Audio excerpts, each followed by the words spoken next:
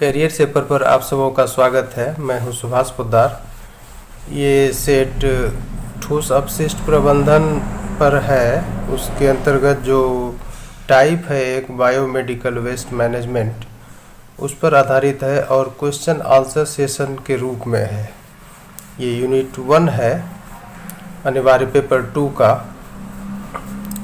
ये सेट उन लोगों के लिए महत्वपूर्ण है जो बीपीएससी द्वारा लाई गई वैकेंसी सहायक लोक स्वास्थ्य एवं अपशिष्ट प्रबंधन पदाधिकारी 2022 के लिए अर्हर हैं, उनके लिए है।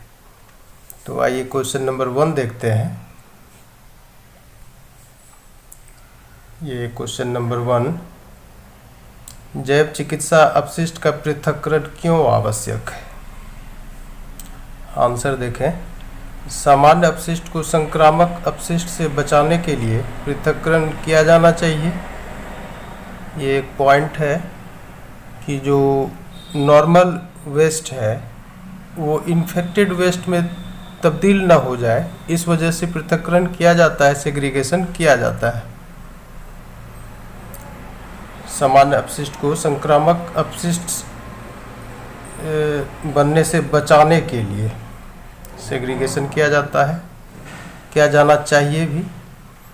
और यदि संक्रामक कचरे के इस छोटे हिस्से को अन्य अस्पताल के कचरे के साथ मिलाया जाता है तो पूरे कचरे को संक्रामक अपशिष्ट माना जाएगा।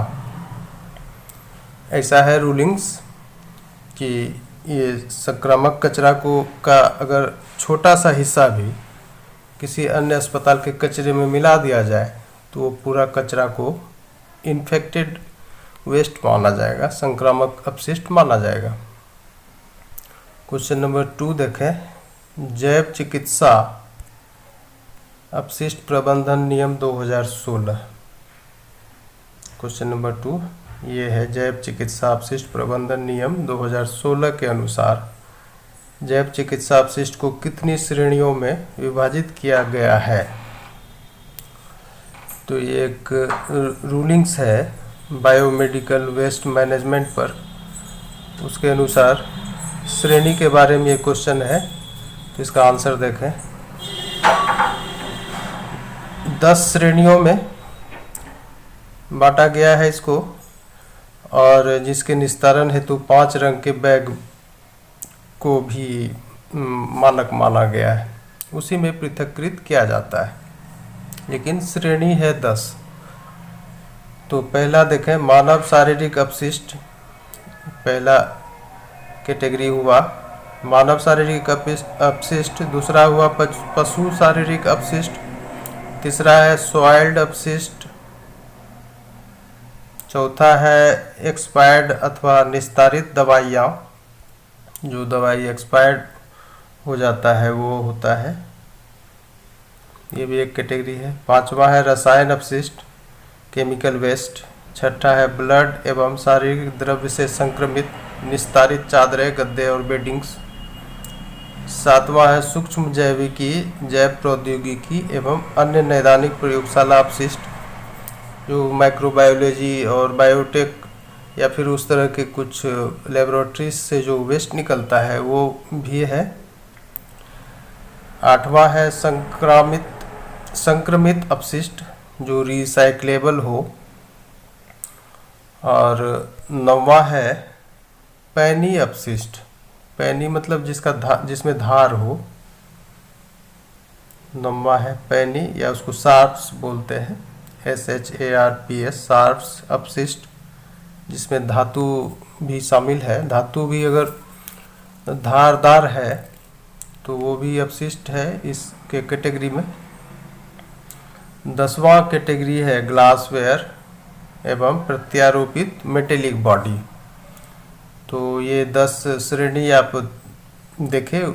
जो क्वेश्चन था कि 2016 के रूलिंग्स के अनुसार कितनी श्रेणियां हैं, तो 10 श्रेणी आप देखें आंसर में। आइए क्वेश्चन नंबर 3 में, जैव चिकित्सा अपशिष्ट का एकत्रण किस प्रकार करना चाहिए?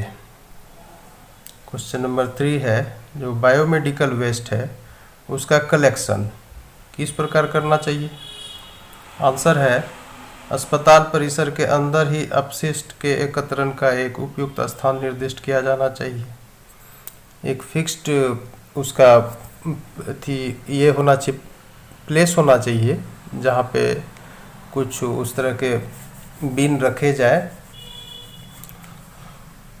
तो ये हॉस्पिटल का जो प्रीमिसेस होता है उसके अंदर ही ऐसी व्यवस्था होनी चाहिए। और फिर अपशिष्ट के थैलों या कंटेनरों को केंद्रीय भंडारण स्थान में उत्पादित कचरे की मात्रा और संग्रह की आवृत्ति के अनुकूल ही एक ऐसा स्थान या आकार का कमरा होना चाहिए जिसमें संग्रहित किया जाना चाहिए। तो इस तरह से एकत्रण का काम करना चाहिए जैव चिकित्सा अपशिष्ट का। क्वेश्चन नंबर 4 है जैव चिकित्सा अपशिष्ट की लेबलिंग। लेबलिंग पर है क्वेश्चन नंबर 4। बायोमेडिकल वेस्ट की लेबलिंग, लेबल जो लगाया जाता है क्यों आवश्यक है?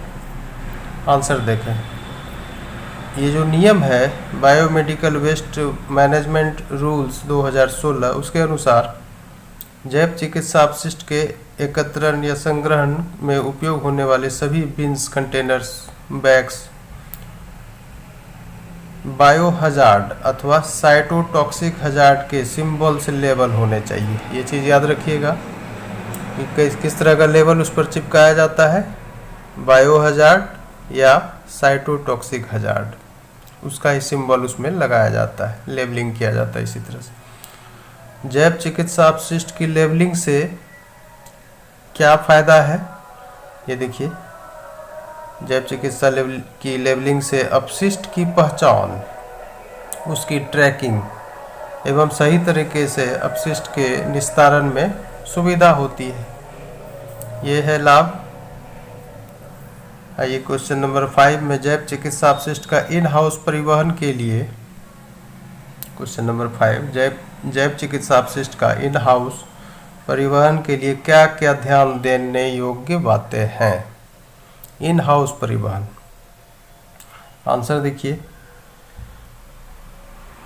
एक तो अपशिष्ट को बंद कंटेनरों में ले जाना चाहिए, पहला है। दूसरा है अपशिष्ट के परिवहन के लिए निर्धारित अपशिष्ट संग्रह ट्रॉलियों, व्हील बैरों का उपयोग करना चाहिए। तीसरा है अस्पताल के भीतर पूर्व निर्धारित मार्ग से ही अपशिष्ट का परिवहन करना चाहिए। यानी जो रास्ता उसका बना हुआ है उसी से उसका आन जान होना चाहिए। अगला है व्यक्तिगत सुरक्षा उपकरण, जैसे मास्क हुआ, ग्लव्स हुआ, प्लास्टिक एप्रन हुआ, गम बूट्स हुआ, जूते, ये किसको प्रदान करना चाहिए? ट्रांसपोर्टर्स और हैंडलर्स को प्रदान करना चाहिए व्यक्तिगत सुरक्षा उपकरण। और फिर सभी अपशिष्ट हैंडलर्स का वैक्सीनेशन कराना चाहिए। जो भी हैंडलर्स है, जो उठाने वाले लोग हैं, तो ये बायोमेडिकल वेस्ट को, उसका वैक्सीनेशन होना चाहिए, टीकाकरण होना चाहिए। और फिर परिवहन के रास्ते पर किसी भी प्रकार का रिसाव नहीं होना चाहिए। परिवहन के रास्ते पर किसी प्रकार का स्पिलेज या रिसाव नहीं होना चाहिए।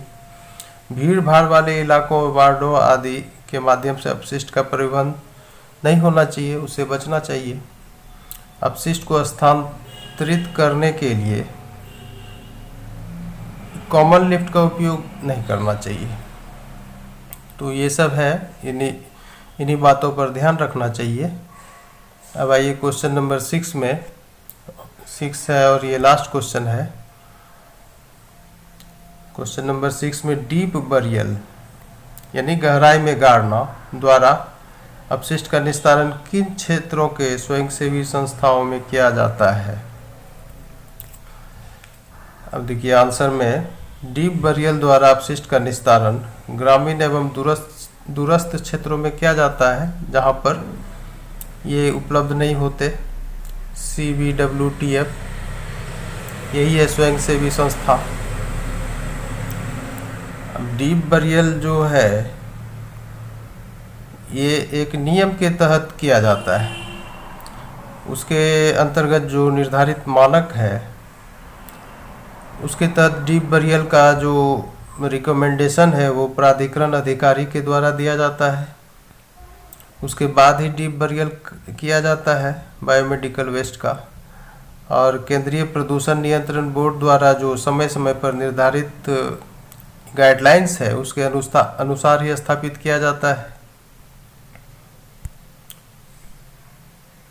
समय समय पर जो गाइडलाइंस दिए जाते हैं केंद्रीय प्रदूषण नियंत्रण बोर्ड द्वारा उसके अनुसार इसको स्थापित की जानी चाहिए। तो ये 6 क्वेश्चन था जो यूनिट 1 के सॉलिड वेस्ट मैनेजमेंट के टाइप पर आधारित था, बायोमेडिकल वेस्ट मैनेजमेंट पर आधारित था। इसको आप पढ़ें, इससे फ़ायदा होगा आपको। बहुत बहुत धन्यवाद।